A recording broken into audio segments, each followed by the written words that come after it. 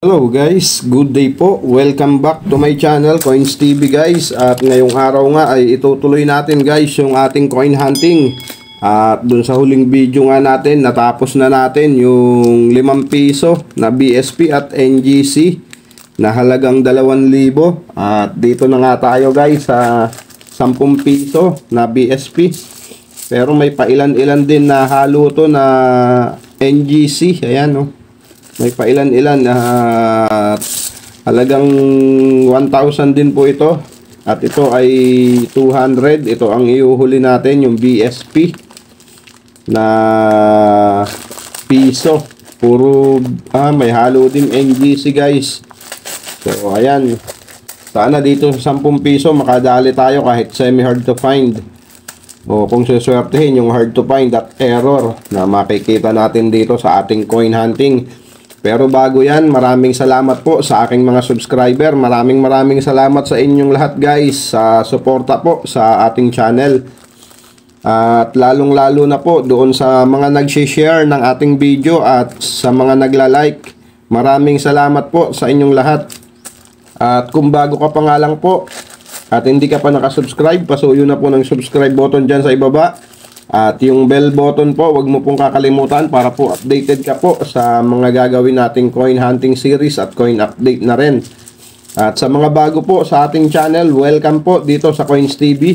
Gumagawa po tayo guys ng coin hunting series at coin update. So gaya po ngayon, tutuloy natin yung ating coin hunting series. At kukuha lang tayo dito ng 300. Kagaya ng ating parating ginagawa para hindi masyadong mahaba yung ating video. So bilang tayo guys ng 300. 29 and I find myself wondering what did happen to the last 10. I ran away with my life, fast forward, never turn back again. It's kind of funny that the more we pass time, the more we need to set the rewind. And 19 was the year I had to leave you, but now I'm seeing all the signs. Ang first coin natin ay BSP year 2012. So common. Next coin natin ay BSP ay NGC na 10 piso year 2020. So kompleto na rin tayo nito guys, year 2020 na NGC na 10 piso. Ang tanong kung meron na nitong year 2021. So, comment down below guys kung may hawak na kayong year 2021 sa 10 piso na NGC. So, ako wala pa. At year 2020 to, kompleto na tayo dyan. Kaya hayaan na natin yan sa sirkulasyon. Next coin natin, BSP year 2006. Common. Next coin natin, year 2018. Common. Next coin 2002. Common. Next coin natin year 2011. Common. Gulong pa. Next coin, maganda pa kondisyon nito guys oh. Year 2011 din. So, tignan natin ang kanilang likod. At sila ay parehas. So, common. Next coin, year 2002. Common. Next coin natin, 2004. Common. And another one, 2004. Next coin, Daiwan 2006. So marami ring nag-aalok sa atin itong year 2006 na to na napaka-common. So ito na rin ang i-update natin guys dahil sa napakaraming nagme-message sa atin sa ating FB page, sa aking messenger, na inaalok ako nitong 2006. So i-update natin to guys para na rin sa mga bago sa ating channel. Okay, next coin natin, NGC, year 2018. Common. Next coin, year 2019. Common. Ang ating last coin sa ating first batch, 2010. So, sisilipin ko lang guys.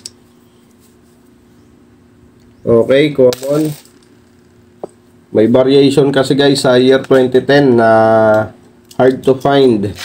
Kaya sinisilip natin ang year 2010. Okay, second batch tayo ba guys? At ang ating first coin, BSP pa rin. Year 2012.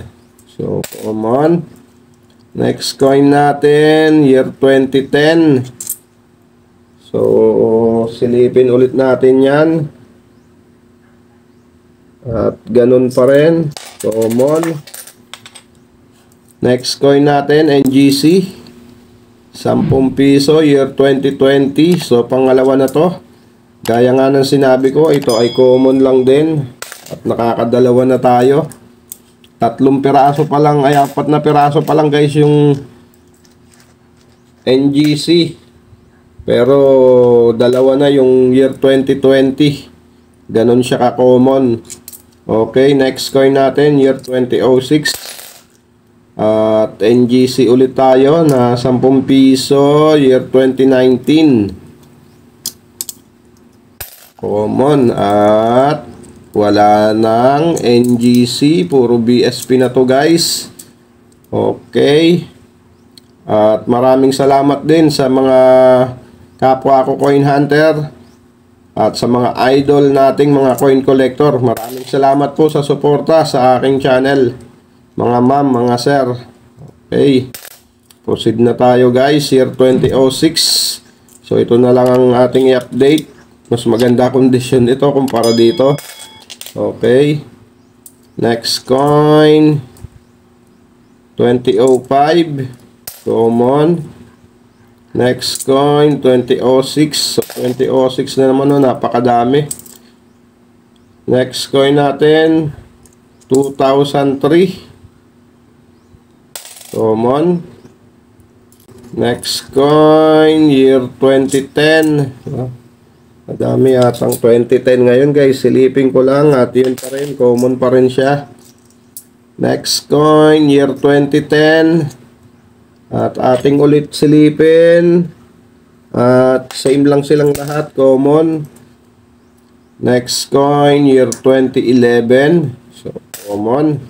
At ang ating last coin guys sa ating coin hunting, year 2012. So, wala. At ayan na nga. Ang ating i-update guys, year 2006. Dahil ito, napakarami ring nagme-message sa atin ito. Inaalok tayo nito. Ito po ay common lang. Pero tignan natin ang kanyang record based on website Numista. So, tignan natin ang kanyang collector's value at ang kanyang frequency or percentage. So, tara guys. Punta tayo sa ating source. Ang N.Numista. So, ayan, ang 10 piso. At makikita nyo dyan ang lahat ng impormasyon. Punta lang po kayo dyan. At diretso na nga tayo dito sa ating i-update na year 2006. So, ang 2006 guys, meron lang isang variation. Ayan, 2006. At meron siyang 32% na frequency. So, siya ay die 1C. So, ayan guys, napakalaki, 32% ang kanyang frequency. Kaya, masasabi natin ito ay common. At, i-update natin ang kanyang collector's value dito sa very good condition. Ayan, very good condition, 22 pesos. Sa fine, 30 pesos.